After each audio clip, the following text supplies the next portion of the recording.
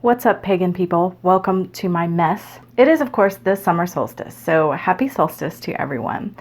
I do want to quickly point out that I am, of course, fully aware that in the southern hemisphere, it is the opposite Sabbath from what I am celebrating here in the northern hemisphere. And in my heart, I am wishing everyone in the southern hemisphere whatever Sabbath it is they're celebrating, like right now is Yule.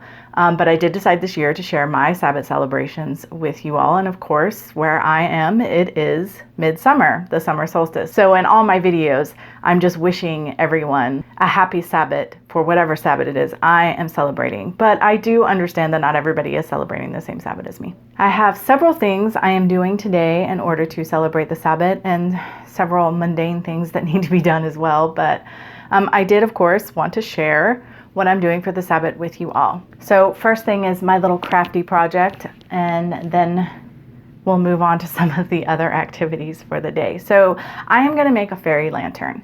I was going to make two different kinds of fairy lanterns, but I could not get the supplies I needed in order to make the other ones. So maybe I'll do that next year. But this year I'm just doing your basic little glass jar fairy lantern that you've probably seen on Pinterest a million times. This is a container that I got at Dollar Tree, so it cost me $1. I've had this for years. I got it at Michael's years and years ago. It's like burlap and there's wire in the edges, but I will be using this. I want to cover the lid of my project in it.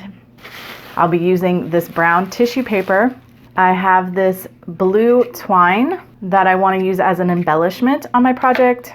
I have a paintbrush, I have some Mod Podge. I am going to use the matte finish for this project.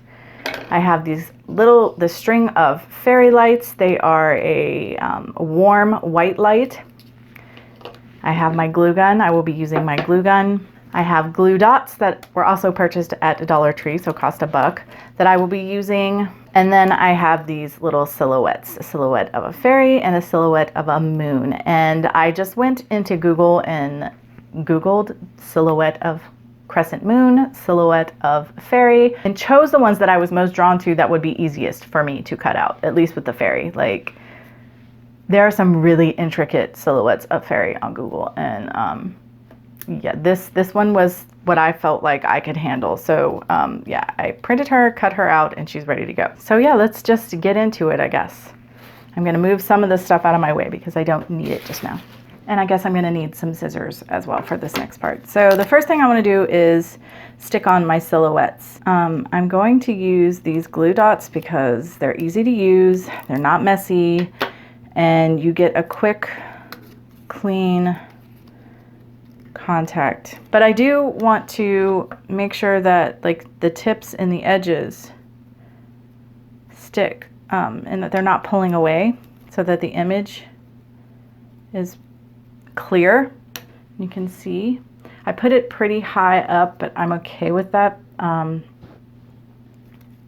because of course, I mean, it is the moon, and the fairy and the moon are not that different in size, but I'm not trying to go for realism here. So I just want to make sure that all of her is going to stick. We're going to get good contact so that the image shows through, especially this little arm. Oh my goodness, that was like the hardest part to cut out too. I really just want to make sure that she's going to stick properly. Now, I can't fully reach her little leg, so I'm going to use my paintbrush to apply it properly. Now, I could have easily gone a lot smaller in scale, but I'm actually okay with what I've done. I'm sorry about the glare from the light, guys. Okay, so that just needs to dry. So next I'm going to apply the tissue paper, and you could use any color you wanted. I just happen to like this sort of rustic look. Now, and I could try to be very, very like meticulous and perfect with this, but if I do that, I know any flaw is going to drive me crazy. So I'm intentionally going to do a messy job on my glass so that it won't be a big deal. So I'm crumpling up my tissue paper. It was already kind of wrinkly, crinkly anyway. And then I'm just going to apply it. There'll be some parts that overlap or what have you.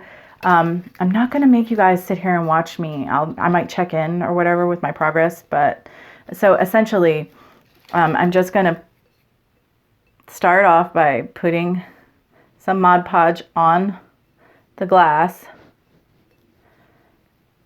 and then I'm going to stick on the tissue paper, and I will go back over and coat it from the outside again when I'm done. But that's basically what I'm going to do right now. So I'll be back. You might hear my dog barking in the background. If so, well, we'll ignore that, okay? But I just want to show you like where it meets. I'm just kind of slathering on some of the Mod Podge and sticking it together, and I'm actually just like randomly ripping it, however, just letting it kind of be organic, because like I said, I really kind of want a rough look, and there's like all these creases and but I'm into it. I like that kind of thing. I really like the rustic kind of look anyway, and like I said, if I tried to do it perfect, I know it wouldn't come out perfect and I'd be irritated. So I am just going for it. Here at the bottom, I'm trying to get as straight an edge as possible to line up with the bottom, because I don't want it to be underneath, and sort of align that as perfectly as I can in each instance. It is a round object, so I'm going to get crinkles and stuff, but that, again, I don't care, if that's fine. And then I'll do the same thing. I'll just sort of lay down a layer here and then rip it away as I see fit. There's a little bit of glass showing there. I'll just take a little piece and put it over top and it'll be fine. Okay, so I have my little jar covered to my satisfaction. So now I'm just going to go over all the outside with the Mod Podge, just kind of seal it. And we'll be back when I'm done with that. Okay, it's completely covered in Mod Podge now, and I'm going to rinse my brush, clean up my mess, and then we'll move on to the next step. All right, I've plugged in my glue gun, which it's going to continue to lay because the little stand, I'm missing the little stand part, so that's why it's on a tray there. And right now I'm going to cut a circle, well, I'm going to trace a circle around this. I wish I had like a little compass or something. That would probably help. But at any rate, I'm just going to freehand a little circle around the lid. I'm going to cut this out. All right, I am going to glue the part of the lid that comes away into the lid, because I don't need, nor do I want it to do that. So I am firstly gluing that in. My burlap is pretty thin. You'll still be able to see the lid through a bit. I don't really mind. I've roughed up the edges a bit just because I like that kind of thing. But I'm just going to add hot glue around the edge a little bit and try not to burn myself while gluing it on. Because as anyone who has ever used hot glue knows, it can be quite hazardous. Oh, it dried too fast before I got it. It dried before I got it up there. I didn't want to burn myself, so I took my time, but apparently I need to just risk burning myself and be quick about it. Yep, that worked better, and I didn't burn myself, so hey, there you go. Okay, so I'm gonna apply a little hot glue here. And then put the ribbon tightly into the hot glue, which they're calling it ribbon. That's what the manufacturer is calling it, but it's more like a twine. I'm probably going to do several layers of this, so again, I'm not going to make you watch. I'll check back in with you guys in a minute. Okay, so I wrapped it several times and I tied a bunch of little bows, and pretty much I'm done with that part. I now want to hot glue the top of this, the control panel, if you will, of this fairy light in here, and I do want to glue it this way so that I can unscrew it if I ever want to change the batteries out within it. So I'm just gonna pop some glue in the lid, pop that in, and now they're attached. And of course, that brings us to the last step, which is to get the fairy lights inside and turn them on and see what it looks like. And hopefully it turned out okay, because this is the first time that I've ever made one of these. I have used this method in the past with the Mod Podge and the tissue paper to make tea light holders, and it worked really well. But I've not tried this with the silhouette and the fairy lights and the whole nine. So you guys will see with me at the same time how it looks and how it turned out. So hopefully it turned out good. Otherwise I'm gonna be really disappointed. Oh, yeah, it did turn out good. At least I think so. So there we have it. That's the little fairy light. And now I can have this next year, when I can put it on there now, obviously, but for my midsummer altar, this will definitely be part of the decoration for that from now on. And yeah, I am really happy with how it turned out. So if any of you guys out there watching try this out yourself, I would love to know how it worked out. But of course, now it's time to move on to some of my other midsummer celebration stuff. I will show you guys what it looks like sitting on the altar though. I'm really happy with that. Here it is on the altar. And I really love it. Another thing I am doing for the solstice this year is gathering herbs to make smudge sticks, herb bundles for cleansing. So I'm getting ready to start doing that. So this is my lemon balm. I'll be gathering some lemon balm. Here's my mint. I'll be gathering some mint. Up here we have basil. There'll be some of that. Of course, there's rosemary and thyme over here. And I actually won't be using any of this rosemary because this is just for culinary purposes. My magic rosemary is up front. But yeah, I'm gonna be gathering some stuff. I'll show you all what that looks like when I'm done. All right, here are all of the herbs I will be using in my smudge sticks. I also have this very thin twine and some scissors, of course. So I've got my first stick situated. So here I have some lemon balm, some cinnamon basil, some sweet basil, some chocolate mint, some sweet mint, thyme, and rosemary. And that's going to be what all the bundles consist of. So I think this is my longest herb for the bundle. So I'm gonna take my string and line it up and bring it all the way down. And then I am personally gonna like triple that. I said triple it, but it's actually 4 because I went 3 more times than what I had. So this is the string I will use to bind one smudge stick. I wanted them to be nice, big, fat smudge sticks. So I definitely accomplished that goal. It's gonna be a big mama. I wanna make 3 altogether. I don't know if I already said that. If I did, I apologize. So the way I am going to do this, is I'm going to tie a bit around the bottom. I'm gonna make it as tight as I can. That is key when making a smudge stick, in case you didn't know. You don't want it to be loose. It will not burn well if it's loose. I'm gonna carry this up to the top and I'm going to very tightly bind all of this together. And by how fat my stick is, I probably could have used more string to do this with, if I'm honest.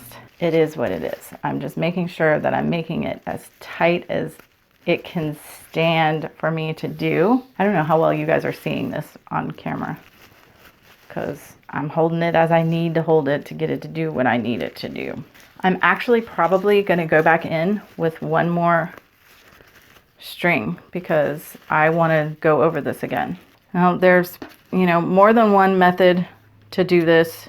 If you're curious, you can always, if you've never done it before, you can always look it up online and see. This is just the way that I like to do it. I'm going to go ahead and go around one more time with another string. Okay, so I actually went down the opposite way from my original, like the way I wound it the first time. So they're crisscrossing, and I'm pretty happy with it. And I cannot begin to tell you how good my hands smell right now. So I'm going to do the other two, and then of course I will hang them to dry. They are done and hanging up to dry. So the next part of my celebration is going to be the preparation for the meal. You can see all these tomatoes, like we're growing our own vegetables, some of them, and we have a ton of squash. And so I decided for the solstice I would make squash soup with all the squash. We even have more out there growing, but yeah, tons of squash. So I'm going to be prepping it for my soup, and yeah, that's, and we gave some away. And like I said, there's more growing, but I'm gonna get to it. They've been washed, and I'm actually just going to cut them in half to start and roast them, because I like to roast my squash before I make it into soup. So I'm just gonna do that real quick, and then we'll move on to the next part. I've got them all hacked up. Now I'm gonna put them on a cookie sheet, lightly season them, and get them in the oven. Drizzle them with a little bit of olive oil.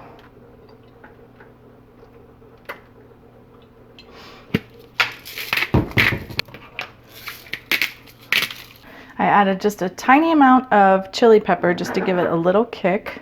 That was my ice machine. But yeah, so once they come out, I'll get the next step going. So here is my beautiful squish, and I am going to take that and put it over here in my food processor, and I'm going to do that skin and all, because as many of you I'm sure know, a lot of the nutrients are in the skin, and I like to make my squash soup with the skin. So I'm gonna process the squash and start the base of my soup. Okay, so I am in the process of breaking down my squash. In the meantime, I've heated this pan up, put a little bit olive oil in the bottom, and I will add some onion and garlic into the pan.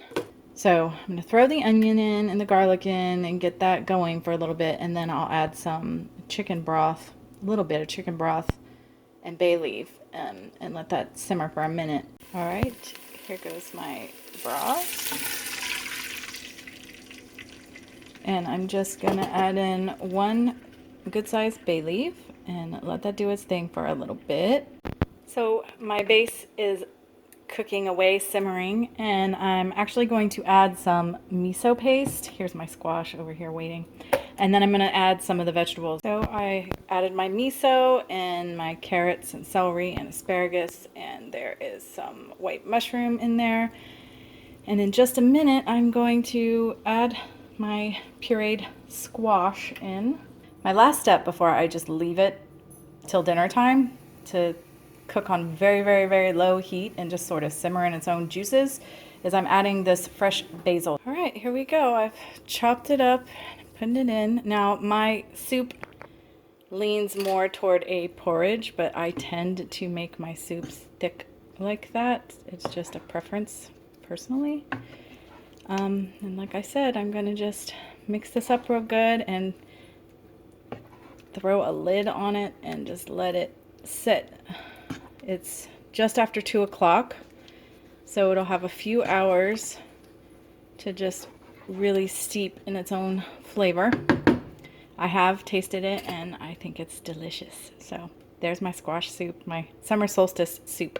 So I've said this before, but the time that I feel the strongest connection and presence of the kindly ones is at midsummer and around this time of year. So of course, part of my midsummer celebration is going to be making an offering. And the two go-tos for me for offering are honey and fruit. So I'm going to be making a concoction with those.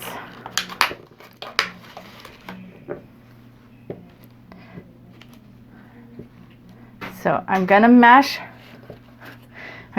up some blackberries and transfer them into my little dish, and eventually I'll add some honey to that at the end, and that will be the offering that I'll be making later to the Fae. All right, I'm gonna squish up the last of these. Of course, being blackberries, they're super easy to crush up, but I just want to make a pulpy, goopy mess, soupy mess.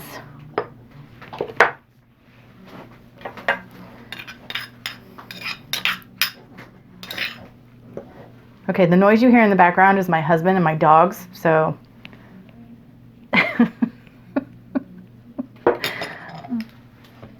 and I'm adding a bit of honey because I always incorporate honey in my offerings to the Fae, to the kindly ones. Okay, I'm going to clean up my mess, and the next thing you see will be us making the offering. So this is our somebody's doing yard work. I apologize, but this is our wisteria arbor, and it's a very special place in my mind. This is where we plan to, in the future, make a shrine to honor the kindly ones, and this is where I will be making the offering, me and my husband both. Here is the base of the wisteria, and I'm actually going to use my hands to make the offering.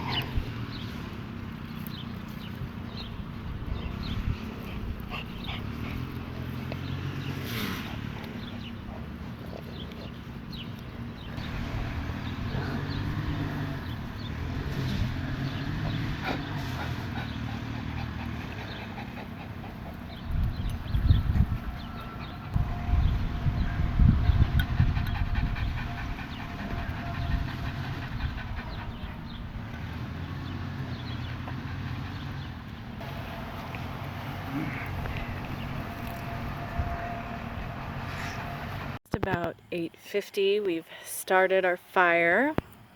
Down here I've got some things to burn. There's a bunch of like leftover spell stuff that needs to be burned in that tin. Got some marshmallows, and this is actually a huge disc of incense. The base recipe is capet, but like I went in my own direction with it and did what I wanted, so I'm just calling it incense. But I have to do a specific ceremony for my path. I was guided to do it today, and this is going to be part of that. I'm going to throw it into the fire, and hopefully a nice big plume of good smelling incense smoke will raise up into the air.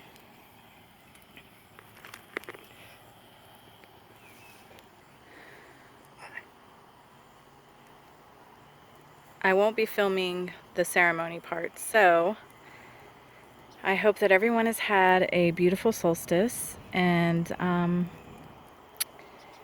yeah, thanks as always for watching, and until next time, much love and gratitude.